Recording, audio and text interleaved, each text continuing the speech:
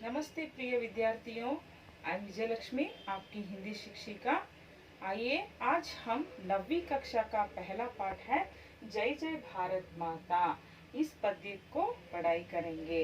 इस पद्य का आशय, इस पद्य का उद्देश्य यहाँ है कि इस पाठ का मुख्य उद्देश्य भारत माता का गुणगान करना, उसकी धन संपत्ति तथा ज्ञान का परिचय देना और इतना ही नहीं, साथ ही बच्चों में देश प्रेम बढ़ाना। आइए, इस कविता का कवि का नाम है मैथिली शरण गुप्त। मैथिली शरण गुप्त जी का परिचय करेंगे। मैथिली शरण गुप्त जी, इनका जन्म सन 1886 में हुआ था। और कहाँ हुआ था? उनका जन्म उत्तर प्रदेश के झांसी जिला चिरगांव में इनका जन्म हुआ था सन 1886 और स्थान है उत्तर प्रदेश के झांसी जिला चिरगांव में इनका जन्म हुआ था। और इनके पिता का नाम है रामचरण जी। इनके पिता का नाम था रामचरण जी। कवि मैथिली शरण गुप्त जी का प्रमुख रचनाएं हैं विखिदर, पंचवटी, जयद्रथ वध, रंग में भंग, भारत भारती, आनघ आदि इनके प्रमुख रचनाएं हैं। और इनको उपाधि कौन सी उपाधि मिली है? यहाँ देखेंगे, पद्म भूषण और पारितोषक उपाधि मिले हैं। पद्म भूषण इनको साहित्यिक सेवा के समानांतर सन 1961 में दिया था। और साकेत महाकाव्य पर आपको गंगा प्रसाद, यहाँ है ने गंगा प्रसाद काव्य के लिए यहाँ पारितोषक उपाधि इनको मिला था। आइए, अब इनका निधन सन 1964 में हुआ था। आइए, अब इस कविता का पहला पंक्ति को पढ़ाई करते हैं। पहले मैं पढ़ती हूँ, आप ध्यान से सुनो। जय जय भारत माता, ऊंचा हिया हिमालय तेरा, उसमें कितना स्नेह भरा, दिल में अपने आग दबाकर रखता हमको हरा भरा, सौ सोतों से बह बह कर पानी फूटा आता, जय जय भारत माता।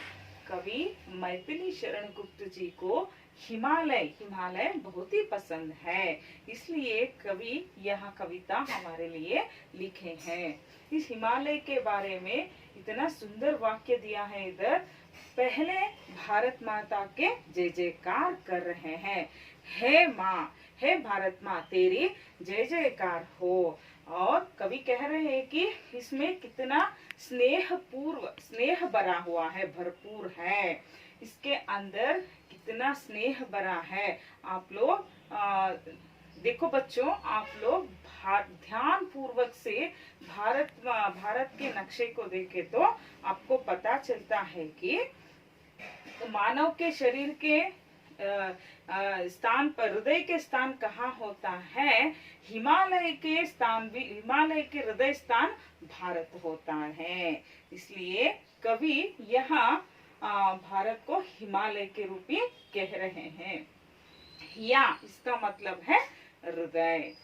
और दिल में अपने आग दबाकर रखता हमको हरा भरा। यहाँ कह रहे हैं कि कवि अपने माँ कैसे अपने दुखों को, पीड़ियों को, अपनी समस्याओं को अपने अंदर ही, दिल में ही रखकर, दबाकर हमको, बच्चों के लिए पालन पोषण करती है। उनकी कितना भी समस्या रहे तो भी बच्चों की ख्याल रखती है। ऐसी ही भारत माँ भी अपने बच्चों को हरा भरा खुशी से रखती है, सुख संपत्ति समृद्धि हमारे लिए देती है। सौ सोतों से बह बह कर पानी फूटा आता। देखिए बच्चों, हिमालय कितना ऊंचा होता है, वहां से पानी निकल कर कहाँ आता है? पानी को अमृत कह रहे हैं कवि। उस अमृत समुद्र में आकर, वहां नदी से आकर हम लोग क्या कहते हैं उसको, पानी को पीते हैं, पानी से ही हमें जी रहे हैं, उस पानी से ही हमें जीते हैं। और उतना ही नहीं, हमारा दिन नित्य क्रम क्या है, उसमें पानी से हमें नहाते हैं, कपड़े धोते हैं और क्या करते हैं, कुछ भी काम पानी से हम लोग कर सकते हैं। इसलिए सौ सौ स्रोतों से बह बह कर पानी फूटा आता है हमारे लिए। ये कवि यहाँ कह रहे हैं कि भारत माँ आपकी जय जयकार हो।